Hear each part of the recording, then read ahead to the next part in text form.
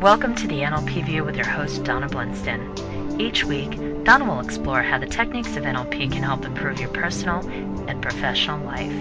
And now, here's your host, Donna Blinston. Hello everyone, and welcome to the NLP View radio show. My name is Donna Blinston. On today's show, I am joined by Marilyn Devonish, co-author of Stories of Transformation, an inspiring collection of personal stories which explain how other people have met adversity, overcome harsh life circumstances, and created fulfilling lives of joyful bliss and abundance. Neuro-Linguistic programming, NLP, is an applied psychology that provides a set of insights and skills with which an individual can run his and her life more successfully and communicate with other people even more effectively. NLP was developed through studying or modelling of behaviour and thinking styles of particularly effective and successful people in business, sales, sports, education, healthcare, therapy and personal development. What was modelled has been formatted into the tools and techniques that are taught today as NLP, tools that enable individuals to make the transition through change more seamless, supporting the transformation from one period of a person's life to another. So I'd like to welcome to the show Marilyn Devonish. Hello, Marilyn. Hello, Donna. Great to speak to you today. And you, how are you? I'm fantastic. Thank you very much. Brilliant. Well, firstly, I want to say a huge thank you for joining me today on the show. It's an honour. It really is. And I know change is something that it's an interesting topic, isn't it? And it's one that a lot of people can have a bit of a jar with. For some people, it excites them and it motivates them. And then for some, they are quite traumatised by it. And it often plagues and worries them. So I want to thank you, one, for the work that you do, but also for joining me so that we can share with our audience how you use it and how you help people and the tips that NLP can provide to make it more easier for people. Okay, yeah.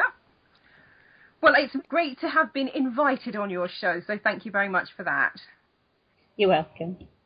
Before we start, could you tell our audience about yourself, Marilyn? I guess in terms of my NLP journey, that started back in the year 2000, and as many of these things do, started off quite by accident. At that time, I was studying to be an accountant, but was very quiet, very shy, lacking confidence, very low in self-esteem, and really, as I got into studying, thought, I don't know how I'm going to be able to face people, because I thought saying I'm an accountant would give me more confidence, and it wasn't working.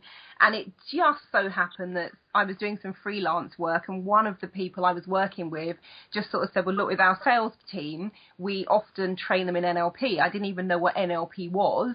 But she suggested I look it up and, it might help with my communication skills, that sort of thing. And that's really kind of where this particular kind of part of my journey started. And of course, potted history up until that time. But in terms of the NLP, it was just one of those seemingly random things where I thought I would go do a course, come out the other side, continue on with my accountancy studies. But that isn't what happened at all. So what happened with the accounting then? Well, I got it started. I remember getting the home study pack, and I remember being quite angry actually, because I then realised that it wasn't just NLP, it was hypnosis and timeline therapy and something called HUNA. And up until I had a business studies degree at that point, I had a postgraduate marketing diploma, I had a teaching certificate, and I was studying to be an accountant, doing my ACCA exam. So all of this stuff could not have been further away from what I knew. And I thought, oh my God, what a load of rubbish. What have I let myself in for? And I sort of thought, I'm just going to go get what I need for the communication skills. I'll let the rest of it go over my head, and I'll just ignore what they're saying. And that was my grand plan. So went in one end very skeptical, came out the other end thinking, oh my God, this is amazing. And I kind of decided, literally, it didn't take me long to decide. It seemed like a rash decision for everyone else, but I just decided accountancy was not for me, and I wanted to look into the NLP and the coaching in a lot more detail. So that was the end of the accountancy, really. Went in and did practitioner, loved it, did master practitioner, and within that very short window, I think it was probably best part of about 2 months, then decided, right, this is what I want to do. Wow, it's a similar way it grabbed me. I read, I'd just done my nursing. I also was not underconfident as far as I knew what I knew, but I was I lacked confidence in my ability to explain myself. And I felt, I was quite shy and timid, I guess, probably the best word. And I'd read a little article in the Nursing Times that said a 4-day NLP diploma that covered all 6 of our key skills framework, which was your communication, your leadership, management. And I thought, brilliant, 4 days, and, I'll get it all done. At the time, we had what I did perceive as being quite a battle axe for ward manager. She was wonderful, but she was very obsessed with our personal development. So this 4 days, not only would it fulfill the confidence and communication, but it also gave me those 4 days I thought I've got it off my back for the rest of the year. Never imagined in my life that it would transform me and bowl me over, which I guess is the same way it's just transformed you, and you just bounce from one to the next and want to learn more. It's almost like a craving, isn't it? Yeah, when I couldn't believe, I really thought, I remember sitting in the room for the first couple of days thinking, I felt sorry for people. I'm thinking, they're getting drawn in here. How can they think that just talking to someone could change their life in any way, shape or form? And that was my starting point. At the end, I was just like, oh my God, I've got to know more about this. So I went on very quickly and became a trainer of NLP and hypnosis and timeline therapy, the very things I was rolling my eyes at, because I thought, gosh, this is amazing, transformational, life-changing stuff. It is. It really is. And you work on, you're still training now, and you work on one-to-one basis within businesses. How is it developed to the you today? I guess there are a number of different kind of strands, really. I spent, it's 9 years now working as a management consultant, doing kind of change management, leadership development, project management. And so NLP, when I'm designing and delivering corporate training, definitely runs as a thread through pretty much all of the things that I do. And people wouldn't necessarily know they're doing NLP. All they know is they come in for what they think will be a really boring, bog standard training and go out the other end going, that was one of the most amazing trainings I've ever been on. And if people are interested and say, well, how did you do that? Because I've been on trainings before, they're never like this, then I'll share. But if not, I'm happy to just have them come in, have an amazing experience, assimilate the information, and off they go. So that's kind of, one way that I use it. And yes, I also work with people on a one-to-one basis, doing what I guess when I first started, I traditionally call them breakthrough sessions, where, people have something that's holding them back, stopping them moving forwards, and it's okay, well, let's see what that is so we can change and transform and remove that and resolve that. And then there are, running workshops and speaking at events and that sort of thing is another one of the threads, I guess. It's all about transformation.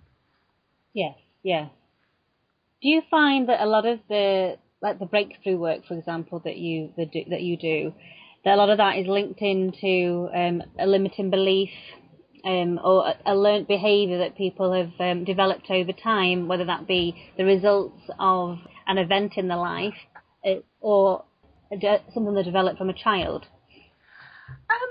I guess, from my perspective, I know when I started, I didn't even know what a limiting belief was. So if somebody had said the reason that you're lacking in confidence, the reason you've got low self-esteem, the reason that you're not going for things, the reason that you're, punching below your weight and working as a secretary when you've got more qualifications than most of the people you're typing for, if they'd said that was a limiting belief, I wouldn't have known what that had meant. But when I, started looking at it in more detail, for me, it was certainly the whole thing about not good enough, not worthy enough. And certainly when I'm working with clients, even if that's not what we start with, because sometimes people will just come and say, look, I find that I've reached my limit in terms of how I'm performing at work, or, I'm being bullied by a boss, or, whatever the presenting problem is, it doesn't always present itself in that way. But oftentimes, more often than not, there's something going on with the way that people think or feel about themselves, or what they believe they are capable of doing. And yes, they may have been ideas that have been picked up way before what we're talking about now. It's often something that represents itself time and time again, but in different areas. Definitely, and for me, I know that when I sort of was working with someone and just sort of looking at, okay, what is it that has been pretty much ruining my whole life, and when the belief came up, I thought, really? But when I looked at it, I could see how, if you don't believe you're good enough, if you don't believe you're worthy, I could see how that showed up in every single area of my life. It wasn't just about my work and career; it was also about relationships. It was also about my health. It was also about my, spiritual, emotional well-being. And it wasn't until I had sort of stood back and thought, hang on, let me just look at this in more detail. It was astounding, the number of ways that it showed up in my life. I found the same thing, and I see that a lot with probably most of the clients that I work with. They will come, as you say, for specific things, and it ends up being that we unpack a lot of other things that, with that one or two beliefs that they were formed, that has created the current situation that they were in. And I guess that's where your work and your book, The Stories of Transformation, reading that book, it's full of stories from inspirational people telling their story. And I guess through reading it, you get, well, for me, it was very motivating. I wanted to read more. I wanted to learn, and felt quite passionate with each story that I read.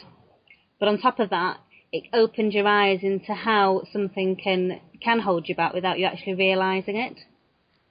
Absolutely, and the book was one of the things I really love about this kind of work is I used to call it, oh, what a coincidence. Now I call it synchronicity. The things that open up when you start being much more aware of what's going on, not just around you, but within yourself. And the book, Stories of Transformation, because my company is called Transformations, and I was just saying to a friend, oh, I'd love to write a book, but I'm really busy, I haven't got time to write a whole book, it'd be brilliant to contribute to a book. And a day or so later, I got a call from one of my kind of mentors. I also teach something called photo reading. And there's a guy called Paul Sheely who's created that. And he sent an email saying, well, hi, Marilyn, I'm just working on this book project. We've got people like Anthony Robbins, Dr. Wayne Dyer, Brian Tracy. Are you interested in contributing a story? And I said, well, what's the book title? And when he said Stories of Transformation, I'm like, okay, I'm in.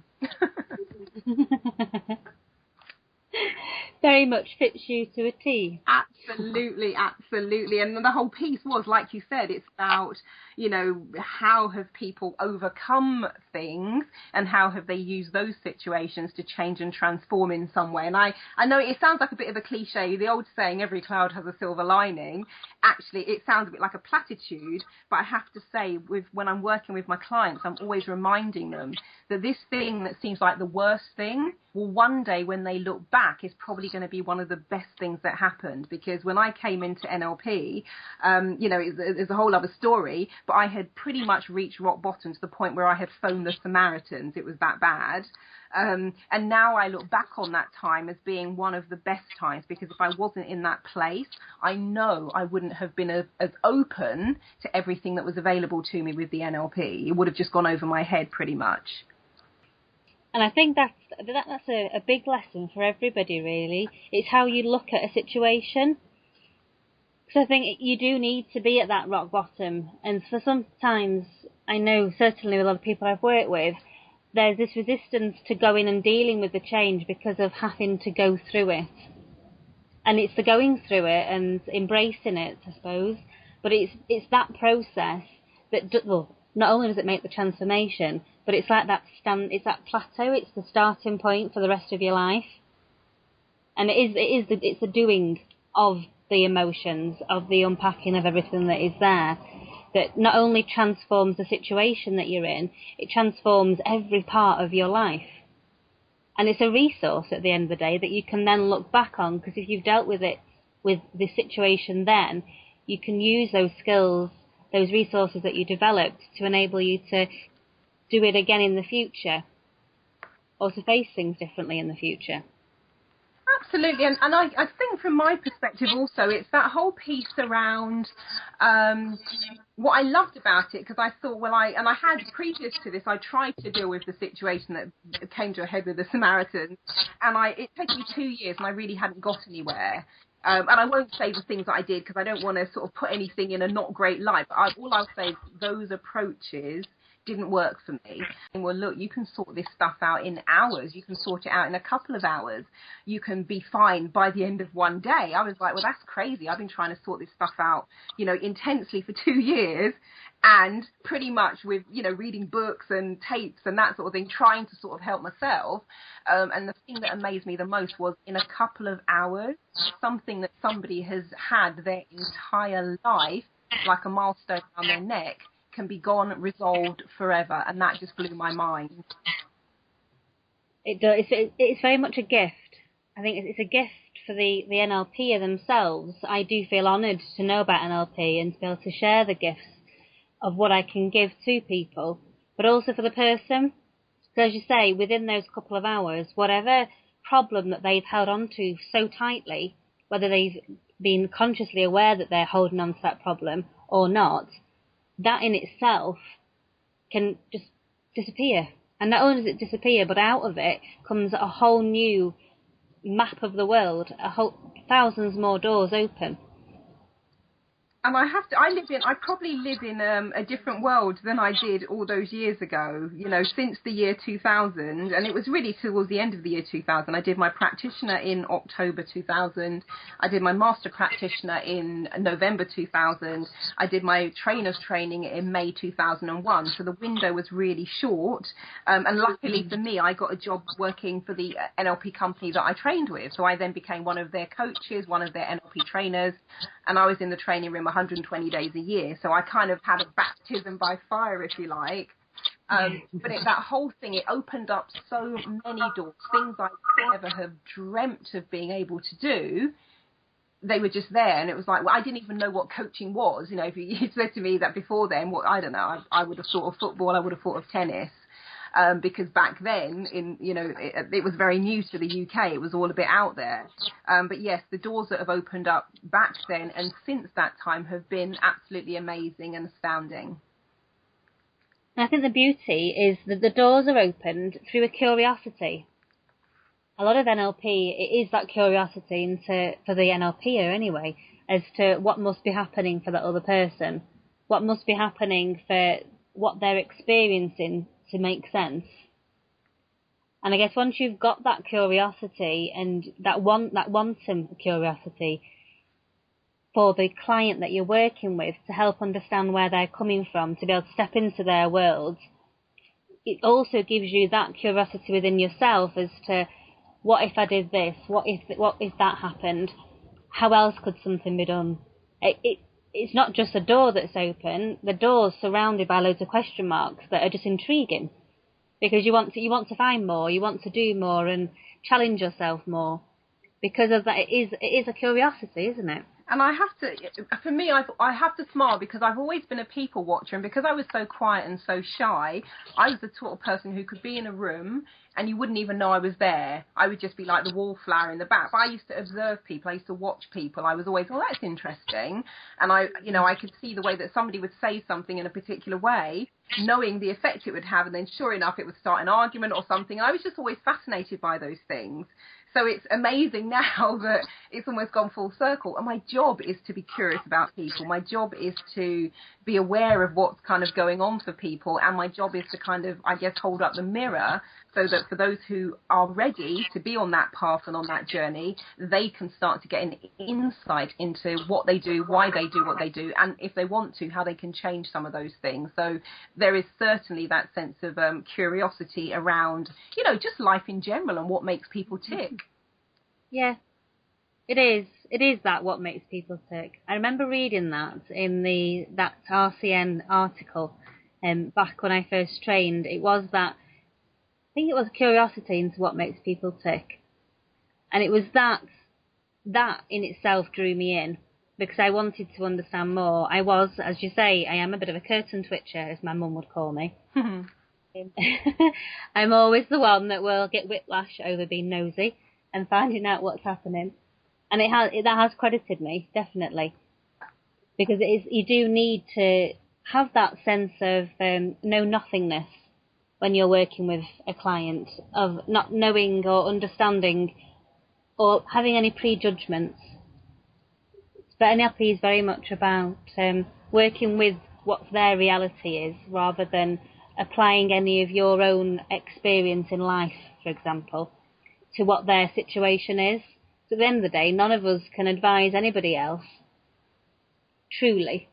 We can give opinions and our experience, but it's not our map of the world. How have you found that?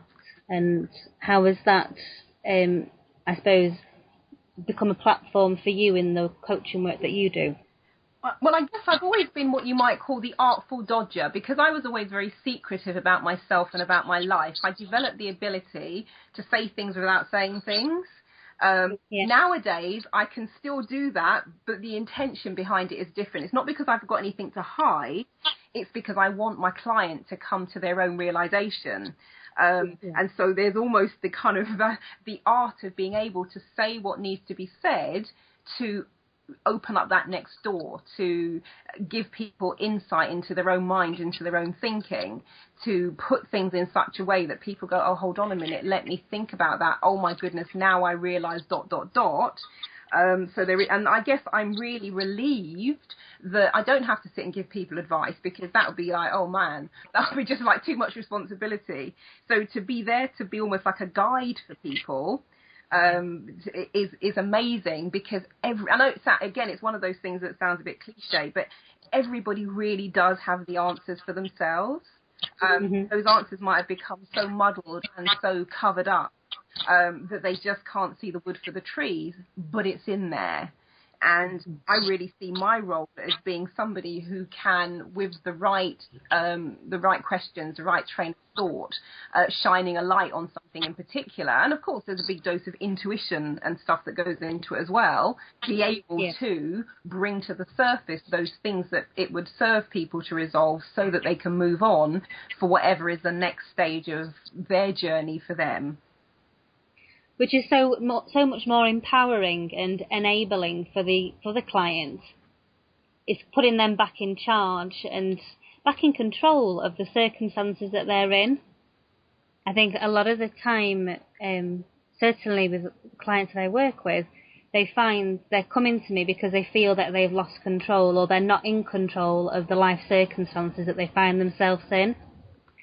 So being able to, as you say, shine that light enables you to, I suppose, shine the light on the path for them, that then they can then go down and travel for themselves.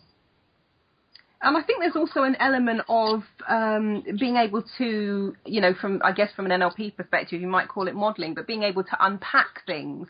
Because sometimes when you can just give a sense of, let's say strategies, for instance, a chain of events that might lead to something, people go, oh my God, that explains it. And it's almost like a sense of relief that, number one, they're not crazy, they're not alone, other people go through this stuff, and there's some kind of almost explanation for what's been going on.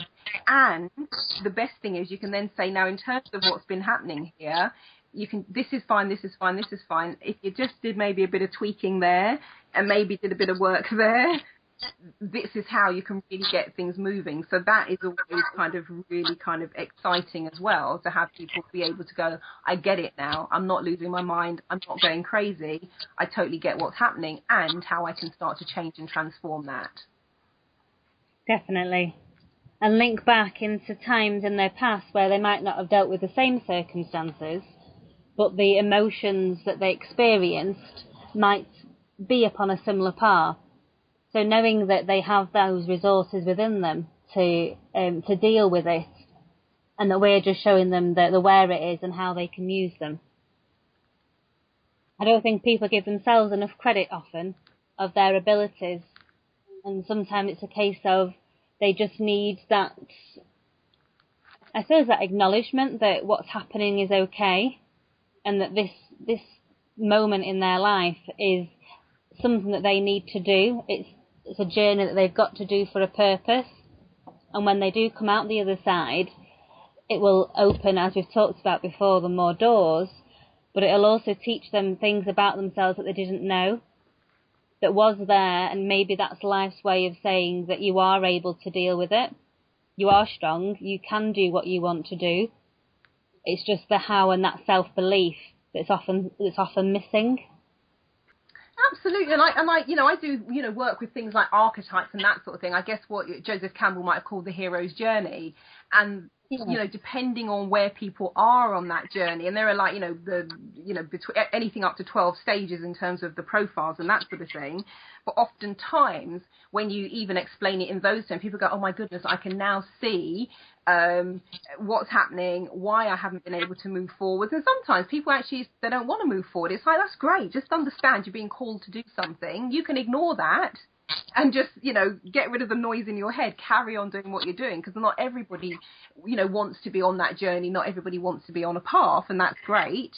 But there is that whole sense of, having clarity around, okay, this is what's happening, and it's possible to move forwards from there. Because I know from my perspective, when I look at that whole journey piece, I was being called for many, many, many, many years, completely ignored it because, going into the abyss and going into the unknown and the whole change that would have been required was a scary place to be, because I didn't have any skills, didn't have any resources, didn't have any way of, I couldn't see how to move forwards.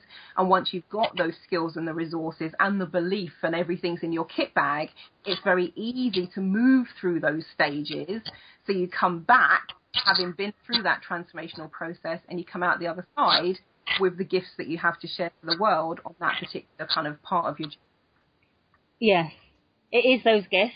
It certainly is a gift for you, for you as a student when you're learning NLP, because in order to be able to learn NLP, you need to have NLP in effect not done to you, but done with you, so that you can experience it and you can understand and maybe empathise with where another person may be coming from.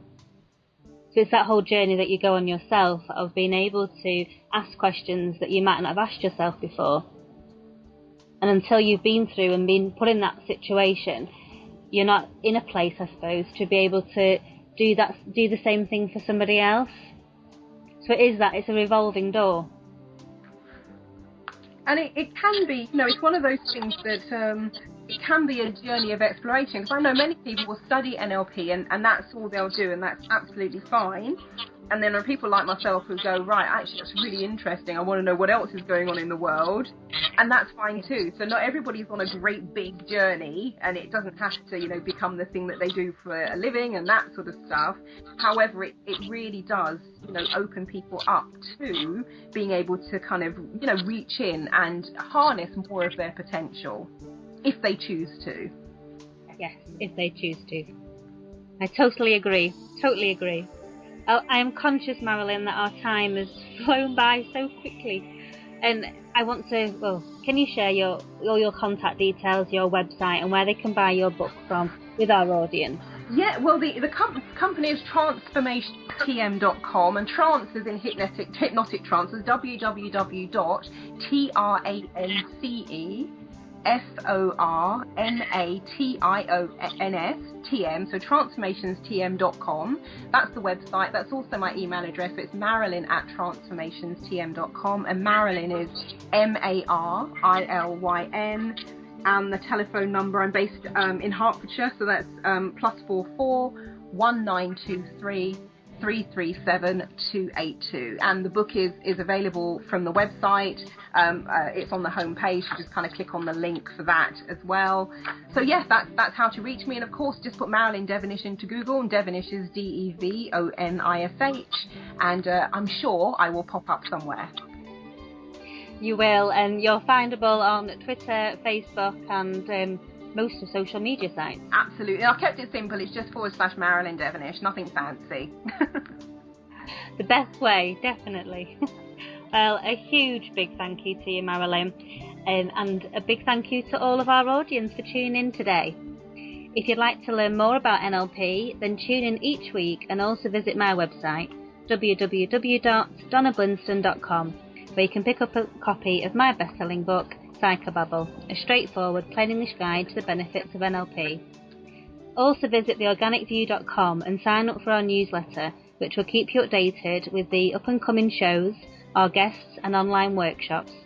The next workshop will discuss how NLP can be used to improve your relationships, both personally and professionally, learning NLP techniques that will enable you to see events and problems from multiple perspectives and find out what is really important to you in a relationship. Thank you once again, Marilyn. It's an pleasure to have you with us, and I know our audience will have got a lot from this interview. Oh, you're most welcome, Donna. Thank you.